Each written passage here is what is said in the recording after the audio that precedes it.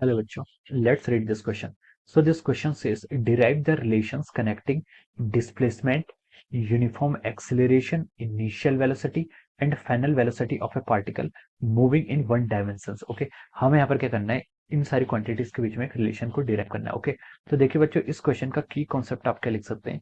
The key concept of this question, इस question का की कॉन्सेप्ट आप क्या लिख सकते हैं.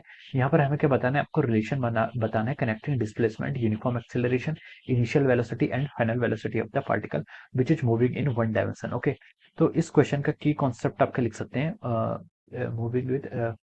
ओके, क्या लिख सकते हैं, मोशन विद यूनिफॉर्म एक्सेलरेशन. क्या लिख सकते हैं, मोशन विद यूनिफॉर्म एक्सेलरेशन, या फिर जस्ट यूनिफॉर्म एक्सेलरेशन भी हम इस क्वेश्चन का की कॉन्सेप्ट लिख सकते हैं. Okay, motion with uniform acceleration क्या हो जाएगा इस क्वेश्चन का आपका की कॉन्सेप्ट हो जाएगा. ओके, तो देखिए बच्चों, अब हम इस क्वेश्चन को आगे फर्दर प्रोसीड करते हैं. ओके, तो देखिए बच्चों, इस क्वेश्चन में हमें क्या बोला है, रिलेशन फाइंड आउट करना है डिस्प्लेसमेंट. डिस्प्लेसमेंट देखिए बोला है इसने वन डायमेंशन में, तो वन डायमेंशन का डिस्प्लेसमेंट हम एक्स एक्सिस मान लेते हैं. ओके, यानी कि एक्स एक्सिस का लॉन्ग डिस्प्लेसमेंट.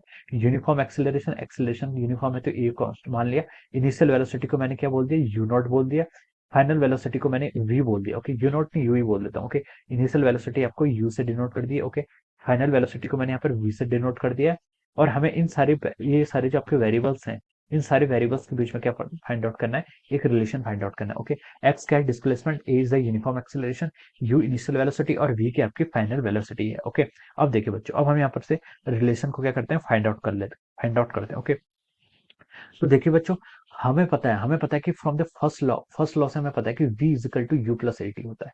क्या होता है आपको, v is equal to u plus a t होता है. ये कैसे होता है, इसको भी हम चलो डिफाइन कर लेते हैं. आपको पता है, देखिए एक्सेलरेशन की जो बेसिक डेफिनेशन होती है वो क्या होती है आपकी, dv बाई dt के इक्वल होती है. ओके, यहाँ से हम dv को क्या लिख सकते हैं, dv को हम यहाँ से adt लिख सकते हैं. ओके, अगर हम यहाँ पर देखें दोनों साइड क्या करें, इंटीग्रेशन कर रहे हैं. ओके, dv का इंटीग्रेशन क्या होगा, v होगा. और इसकी लिमिट क्या होगी, इनिशियल जब टाइम आपका क्या था, जीरो टाइम था, तब आपकी इनिशियल स्पीड u थी.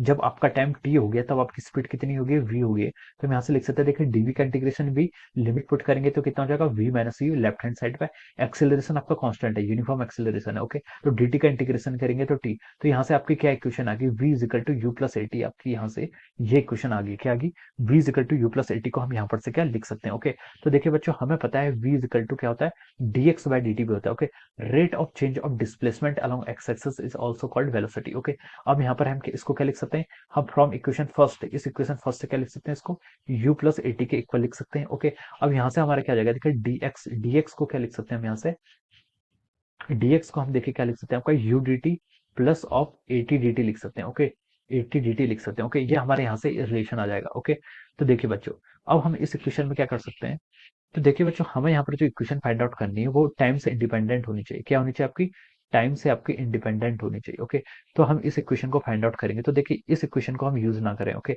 हम इस इक्वेशन को यूज नहीं करते हैं, हम टाइम से इंडिपेंडेंट इक्वेशन को यहाँ पर यूज करते हैं. ओके, तो देखिए टाइम से इंडिपेंडेंट हम कैसे आ सकते हैं, चलिए इस पर देखते हैं. आपका देखिए एक्सेलरेशन क्या होता है, एक्सेलरेशन को कैसे डिफाइन करते हैं हम, डीवी बाई डी से डिफाइन करते हैं. ओके, अब देखिए टाइम टाइम की हमें डिपेंडेंसी यहाँ पर पता चल रही है, तो मैंने क्या कर दिया, मान लीजिए इसको डीवी बाई डीएक्स से डिवाइड कर दिया और डीएक्स से क्या कर दिया, आपको यहाँ पर मल्टीप्लाई कर लिया.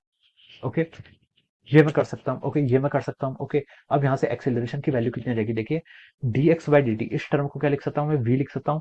और dv बाई dx को मैंने ऐसे ही लिख लिया. ओके, ये कितना हो गया आपका, dv बाई dx को मैंने यहाँ पर ऐसे ही लिख दिया. ओके, अब देखिए बच्चों, यहाँ पर से आपका acceleration equal to v times dv by dx हो गया.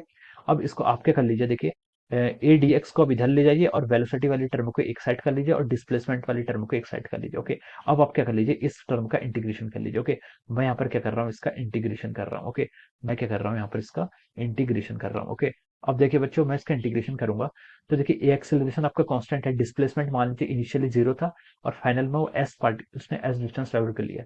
इनिशियल स्पीड मान लीजिए पहले यू थी, फाइनल कितनी हो जाएगी, वी हो जाएगी. ओके, तो देखिए डीएक्स का इंटीग्रेशन करेंगे तो एक्स आ जाएगा, एक्स की लिमिट पुट करेंगे तो एस माइनस जीरो हो जाएगा. ओके, वी डीवी का इंटीग्रेशन करेंगे तो कितना का, v square by two, limit put करेंगे तो पहले आएगा आपका v square by two minus lower limit से आपका आ जाएगा u square by two. Okay, तो यहाँ से हम क्या लिख सकते हैं, देखिए ये आपका आ जाएगा, देखिए टू ए एस हो जाएगा लेफ्ट हैंड साइड में, और राइट साइड में आएगा आपका v square minus u square is equal to two a s. Okay, यहाँ से आपका लिख सकते हैं, देखिए v square minus u square is equal to two a s. ये आपका रिलेशन आ जाएगा, this will be the relation. Okay, हमसे क्वेश्चन में देखिए, हमें एस एस नहीं, हम यहाँ पर एक्स एक्सिस के अलॉन्ग डिस्प्लेसमेंट बोल रहे हैं, तो ये आपको एस बोल दीजिए, एक्स एक्सिस के अलॉन्ग है तो हम यहाँ पर सीधे एस की वैल्यू क्या, एक्स पुट कर सकते हैं. ओके, तो ये हो जाएगा आपका v square minus u square is equal to 2a times x, x के आपका डिस्प्लेसमेंट। ओके, यहाँ पर हमने क्या पुट कर दिया, देखिए इस इक्वेशन में एस की वैल्यू हमने एक्स पुट कर दिया क्योंकि हमारा वन डायमेंशन मोशन है। ओके, तो वी स्क्वायर माने यू स्क्वायर हमने क्या कर लिया यहाँ पर 2ax के इक्वल लिख सकते हैं। Okay, so this will be the equation, हमें यही इक्वेशन यहाँ पर कनेक्ट करनी थी और हमने यहाँ पर जो इसके करस्पॉन्डिंग आंसर होगा,